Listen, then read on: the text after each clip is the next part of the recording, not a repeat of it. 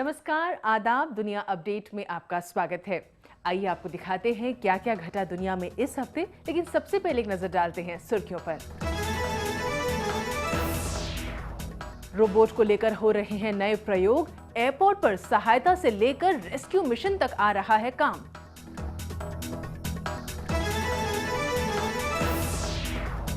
पाकिस्तान में एक बार फिर अल्पसंख्यकों को बनाया गया निशाना।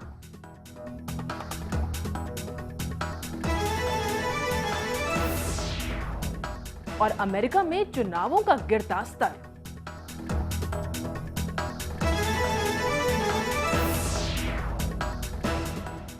अगर आप किसी दूसरे देश में अभी अभी एयरपोर्ट पर उतरे हैं और करेंसी को लेकर कुछ कंफ्यूजन है, तो आपकी सहायता के लिए एक ऐसा साथी होगा जो इंसान नहीं है, लेकिन फिर भी वो एक एक्सपर्ट बैंक क्लर्क की तरह आपकी मदद करेगा।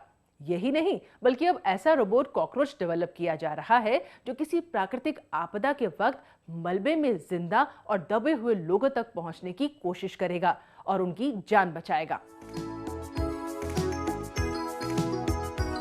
दुनिया बहुत तेजी से बदल रही है और जापान की राजधानी टोक्यो का नरिता एयरपोर्ट इसका गवाह बन रहा है।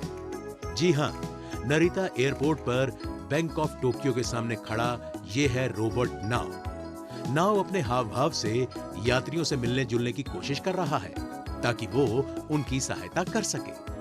रोबोट नाव की खासियत है कि वो अभी-अभी जापान पहुंचे यात्रियों को करेंसी यानी फॉरेन एक्सचेंज दिलाने में उनकी मदद करता है।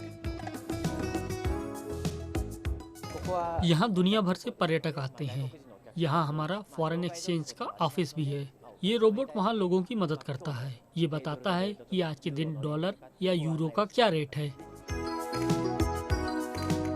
नाव सिर्फ यात्रियों को करेंसी के बारे में नहीं बताता, बल्कि इन दिनों टोक्यो के नरिता एयरपोर्ट पर खासा आकर्षण का केंद्र बना हुआ है। यहाँ आने जाने वाले यात्री इसकी तस्वीरें उतारते हैं। उत्साहित बच्चों को नाव से ढेरों सवाल करते हुए भी देखा जा सकता है। नाव का निर्माण फ्रांसीसी कंपनी अल्देबरान रोबोटिक्स ने किया है। लाल और सफेद रंग के इस रोबोट की लंबाई 58 सेंटीमीटर है। नाव अंग्रेजी, जापानी और चीनी भाषा में बात कर सकता है। It's very interesting. So it looks quite nice, and I thought, what's that? Because I'm from Europe, from Austria, and we are not used to see such robots because they are not that common in Europe like here in Japan. So quite interesting, yeah. Nasty, disgusting, अगली।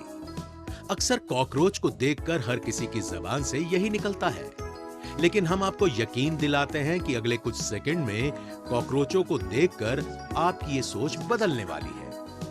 America की UC बकरेले university में इन दिनों कॉकरोचों की प्राकृतिक आपदा के समय उपयोगिता को लेकर प्रयोग चल रहा है। मकसद है एक ऐसा रोबोटिक कॉकरोच विकसित करना जो आपदा के समय मलबे में दबे किसी प्राणी को खोजेगा और जान बचाने में उसकी मदद करेगा। In order to understand how can they go in these small spaces, we actually did CT scans to look inside, and we found no hard part. Exoskeletons in general are composed of stiff but not too stiff plates and tubes connected by compliant membranes. And those can all be compressed but yet still function effectively. वैज्ञानिकों का मानना है कि चूंकि cockroach वैसे सुराखों में जहां उनका शरीर सिकुड़कर आधा हो जाता है, बहुत तेजी के साथ भागते हैं। वो अपने वजन से 900 गुना भार बर्दाश्त कर सकते हैं, इसलिए काफी उपयोगी हैं। यही नहीं, कॉकरोच की तर्ज पर विकसित किए जा रहे ये रोबोट किसी भी दीवार पर बहुत आसानी से चढ़ सकेंगे। यही वजह है कि वैज्ञानिकों ने इस तरह से विकसित हो रहे रोबोट का नाम क्रैम यानी compressible robot with articulate mini structure नाम दिया है। अब वक्त है एक ब्रेक का।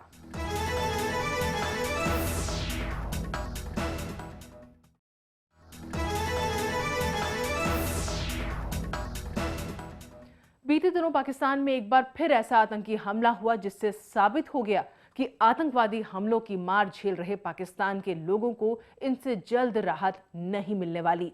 ये वाकया पेश आया पाकिस्तान की सांस्कृतिक राजधानी कहे जाने वाले लाहौर में, जहां ईस्टर के मौके पर गुलशन पार्क में हमला करके 29 बच्चों समेत 70 लोगों को मौत के घाट उतार दिया गया। इस आतंकी हमले में एक 16 साल का मसीह भी था, जो तकरीबन 1 साल पहले एक ऐसे ही हमले में बाल बाल बच गया था। ये है जुबैदा मसीह, लाहौर के एक 16 साल लड़के वासिफ मसीह की माँ।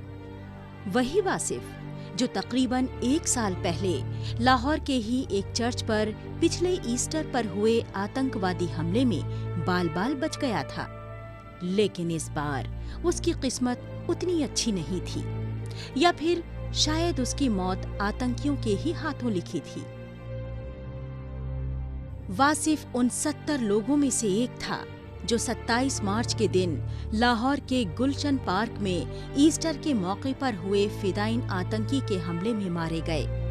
इस हमले में 29 बच्चों के अलावा ज्यादातर जान गंवाने वाली महिलाएं थीं। सिक्योरिटी की कमी है और की क्या सकने, सिक्योरिटी पूरी होती तो ये काम ना होता। चर्चों में तो सिक्योरिटी दी, पर पार्कों में सिक्योरिटी नहीं ना है। पाकिस्तान में पहले भी कई बार ईसाई समुदाय को निशाना बनाया जा चुका है। मार्च 2015 में लाहौर के 2 चर्चों के बाहर 2 धमाकों में 16 ईसाई मारे गए। 2013 में पेशावर के चर्च पर हुए हमलों में 80 से ज्यादा ईसाई मारे गए। 2009 में पंजाब के गोजरा में एक अफवाह के बाद भीड़ ने चर्च और रिहायशी बस्ती पर हमला करके 40 मकानों को जला दिया। इस हमले में 8 ईसाइयों को जिंदा जला दिया गया। 2005 में पाकिस्तान के फैसलाबाद शहर में ब्लास्फेमी की अफवाह पर दंगाइयों की भीड़ ने गिरजाघरों और स्कूलों को आग लगा दी। लिहाजा ईसाई खानदानों को अपने घरों को छोड़कर भागना पड़ा। 1990 के बाद से पाकिस्तान में कई ईसाइयों को इस्लाम दुश्मन करार देकर बतौर मुजरिम सजा दी जा चुकी है। आजकल ऐसे लग रहा है जैसे खास हम पर तवज्जो हो रही है कि अब देखो ना, 15 मार्च को इधर हुआ, अब 27 मार्च 2016 को गुलशन पार्क में हो गया। इसी ख्याल से कि इनका ईस्टर मुबारक है तो ज़्यादा आएंगे, है ना। अब हुकूमत से रिक्वेस्ट यही है कि हमारी तरफ वो भी ज़्यादा तवज्जो देना शुरू कर दें। हमले की जिम्मेदारी जमात-उल-अहरार ने ली। ये वही आतंकवादी संगठन है जिसने 7 मार्च को भी एक पाकिस्तानी कोर्ट में हमला कर 10 लोगों को मौत के घाट उतारा था। कोर्ट को इसलिए निशाना बनाया गया था क्योंकि उसने पाकिस्तानी पंजाब के पूर्व गवर्नर सलमान तासीर के हत्यारे मुमताज कादरी को फांसी की सजा दे दी थी, जिसका पाकिस्तान में मजहबी संगठनों के द्वारा जबरदस्त विरोध हुआ था। कादरी ने तासीर को इसलिए हलाक किया था क्योंकि वो पाकिस्तान में ब्लास्फेमी कानून में बदलाव के पक्षधर थे। इसलिए गुलशन पार्क के हमले को भी मुमताज कादरी की फांसी के इंतकाम के तौर पर देखा जाए तो गलत न होगा। ज्यादा खतरे की बात यह है कि जमात-उल-अहरार पाकिस्तानी तालिबान से अलग होकर ISIS के साथ नजदीकियां बढ़ा रही है। अगर इसे वक्त रहते नहीं रोका गया तो ऐसे और भी हमले आगे देखने को मिल सकते हैं। अब पेश है हमारा सेक्शन खबरें सुपरफास्ट। साउथ कोरिया और नॉर्थ कोरिया के बीच लगातार तनाव बना ही रहता है। नॉर्थ कोरिया के परमाणु परीक्षण के बाद तो झगड़ा और भी बढ़ गया है। दोनों देशों में अब पोस्टर वॉर शुरू हो गया है।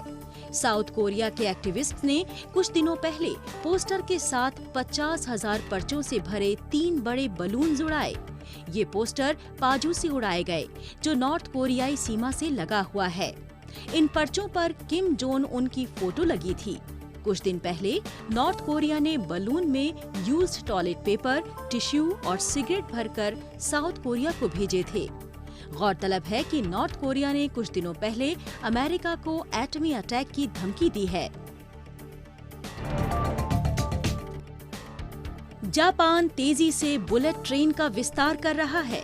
जापान ने अपने उत्तरी द्वीप होकाइदो के लिए बुलेट ट्रेन शुरू की है। हाल ही में राजधानी टोक्यो से होकाइदो द्वीप के शिन होकादेत होकुतो शहर के लिए पहली बुलेट ट्रेन रवाना हुई। इस प्रोजेक्ट की नींव जापान में पहली बुलेट ट्रेन चलने के 9 साल बाद 1973 में रखी गई थी, लेकिन जापान में आर्थिक संकट के चलते इस प्रोजेक्ट को 1982 में ठंडे बस्ते में डाल दिया गया, लेकिन कुछ वक्त पहले इसे दोबारा शुरू किया गया। टोक्यो से होकुतो की कुल दूरी 145 किलोमीटर है, जिसमें 53 किलोमीटर लंबी टनल शामिल है। ये दुनिया की सबसे लंबी समुद्री सुरंगों में से एक है। होकाइदो द्वीप के बुलेट ट्रेन से जुड़ जाने के बाद इस इलाके में पर्यटन को बढ़ावा मिलने की उम्मीद है। इस ट्रेन की रफ्तार 260 किलोमीटर प्रति घंटा होगी। सीरिया में आतंकवादी संगठन ISIS को करारा झटका लगा है। सीरिया के पलमायरा शहर से ज्यादातर ISIS आतंकियों को खदेड़ा जा चुका है। ISIS के खिलाफ इसे आर्मी की बड़ी जीत मानी जा रही है। इससे पहले आर्मी ने शहर के मिलिट्री एयरबेस को आतंकियों के चंगुल से आजाद कराया था। बता दें कि रूसी एयरफोर्स और हिजबुल्ला लड़ाकों की मदद से आर्मी शहर पर दोबारा कंट्रोल करने में कामयाब रही। इसे 35 साल पहले वर्ल्ड हेरिटेज साइट्स का दर्जा मिला था। इंडोनेशिया दक्षिण पूर्व एशिया का एक बड़ा और प्रभावशाली देश है। पिछले दशक में इसने तेजी से तरक्की की है। यहाँ बहुत सी मल्टीनेशनल कंपनियों के दफ्तर हैं। इंडोनेशिया का information and communication technology market सालाना 10% की दर से आगे बढ़ रहा है। यहाँ के बैंक में भी डेटा मैनेजमेंट का काम तेजी से बढ़ रहा है। इस वजह से बहुत सा काम आउटसोर्स भी किया जा रहा है। इस काम में जापानी कंपनियां भी इंडोनेशिया की मदद कर रही हैं। तकनीक की दुनिया में नए बदलाव के चलते कई नए प्रयोग भी हो रहे हैं। मसलन कूड़े कचरे से बिजली बनाई जा रही है। इलेक्ट्रिक कार के लिए भी इसी तरह से बिजली का उत्पादन हो रहा है। इसकी खासियत ये है कि इससे कार्बन डाइऑक्साइड का उत्सर्जन बिल्कुल ना के बराबर होता है। इस बिजली से बैटरी चार्ज की जाती है और बाद में उसे जरूरत के हिसाब से प्रयोग किया जाता है। एक बार बैटरी चार्ज होने में तकरीबन 8 घंटे का वक्त लगता है। 2020 के टोक्यो ओलंपिक खेलों के दौरान इस तरह की बहुत सी इलेक्ट्रिक कारों का प्रयोग किया जाएगा। अब वक्त है एक और छोटे से ब्रेक का।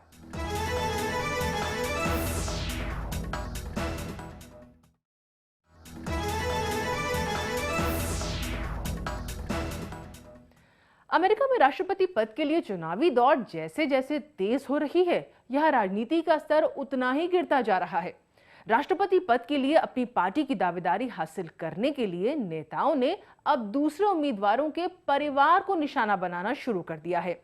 रिपब्लिकन पार्टी की तरफ से सबसे आगे चल रहे डोनाल्ड ट्रंप और उनके विरोधी टेड क्रूज अब एक दूसरे की पत्नियों को निशाना बना रहे हैं। गड़े मुर्दे उखाड़े जा रहे हैं, पुरानी तस्वीरों को खंगाला जा रहा है और पुराने बयानों को शिद्दत के साथ ढूंढा जा रहा है। ऐसा अमेरिकी राजनीति में कभी देखने को नहीं मिला। ऐसा कई बार देखने में आया है, जिससे लगता है कि एशियाई देशों में राजनीति का स्तर गिर रहा है। ओछी राजनीति कई मौकों पर देखने को मिलती है, लेकिन अब ये रोग अमेरिका को भी लगता दिखाई दे रहा है।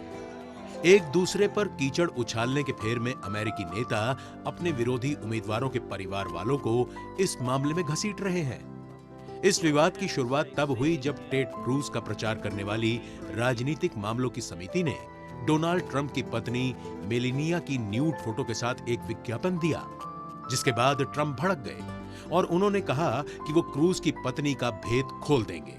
इसके जवाब में क्रूज ने भी ट्रंप पर तीखा हमला बोला। You know, I have to say, seeing him go deeper and deeper to the gutter, it's not easy to tick me off. I don't get angry often. But you mess with my wife, you mess with my kids, that'll do it every time. Donald, you're a sniveling coward and leave Heidi the hell alone. Donald Trump जब से चुनाव के मैदान में उतरे हैं, तब से वो लगातार विरोधियों पर तीखे हमले कर रहे हैं और उन पर खुद भी तीखे हमले हो रहे हैं। ट्रंप की 1996 की एक फोटो भी वायरल हो रही है, जिसमें वो अपनी बेटी के साथ नजर आ रहे हैं। ऐसा कहा जा रहा है कि ट्रंप ने उस समय कहा था कि यदि इवानिका मेरी बेटी ना होती तो मैं उसके साथ डेट पर जाता। ट्रंप पर हो रहे पर्सनल हमलों ने अमेरिका की राजनीति को गरमा दिया है। I said, but what if I stand up and announce that I do badly? That's no good. You know, it takes guts to run. Don't kid yourself. She said, if you run, you win. And almost from the day we announced, we've been in first place, Jerry. So here's my best pollster. Thank you, Ani. अगर राष्ट्रपति पद की दौड़ में सबसे आगे चलने के बावजूद ट्रंप मुश्किलों का शिकार हैं, तो डेमोक्रेटिक पार्टी की सबसे मजबूत उम्मीदवार हिलेरी क्लिंटन की हालत भी बहुत अच्छी नहीं है। कुछ दिनों पहले अमेरिकी राष्ट्रपति पद के लिए टिकट की दौड़ में पूर्व विदेश मंत्री हिलेरी क्लिंटन को करारा झटका लगा है। हवाई, अलास्का और वॉशिंगटन तीनों राज्यों के कॉकस में बर्नी सैंडर्स ने उन्हें शिकस्त दी। इस पराजय ने अब तक बहुत आगे चल रही हिलेरी के विजय रथ को धीमा कर दिया है। बोइंग, माइक्रोसॉफ्ट, स्टारबक्स जैसी बड़ी कंपनियों के गढ़ वॉशिंगटन में हिलेरी के हारने की उम्मीद नहीं थी। अमेरिकी चुनाव जैसे जैसे आगे बढ़ रहा है, इसमें आरोप प्रत्यारोप और राजनीतिक अनिश्चितता दिखाई दे रही है। अब बारी है हमारे सेक्शन ग्लैमर अपडेट की।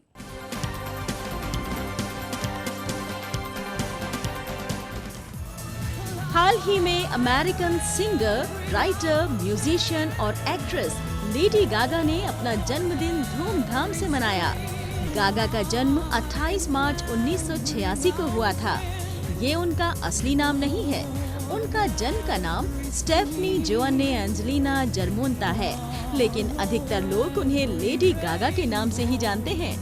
गागा के बारे में कहा जाता है कि उन्हें बचपन से ही संगीत का शौक था।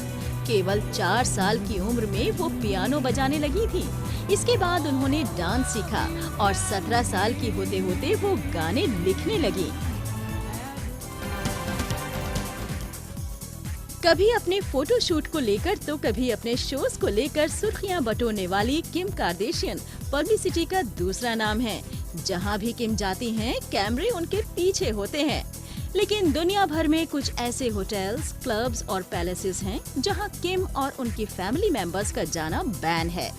इनका मानना है कि कार्दाशियंस के आने से उनके बिजनेस की साख गिर जाएगी। ऐसी ही एक जगह है न्यूयॉर्क का सोहो हाउस। यहाँ कई सेलिब्रिटीज को मेंबरशिप मिली हुई है, लेकिन किम कार्दाशियन को इसकी सदस्यता नहीं दी गई। किम ने इसके लिए कोशिश भी की, लेकिन इसके डायरेक्टर ने इनकार कर दिया था। उन्होंने आगे कहा कि रियलिटी स्टार होने का ये मतलब बिल्कुल नहीं है कि उन्हें सोहो क्लब की मेंबरशिप मिल जाए।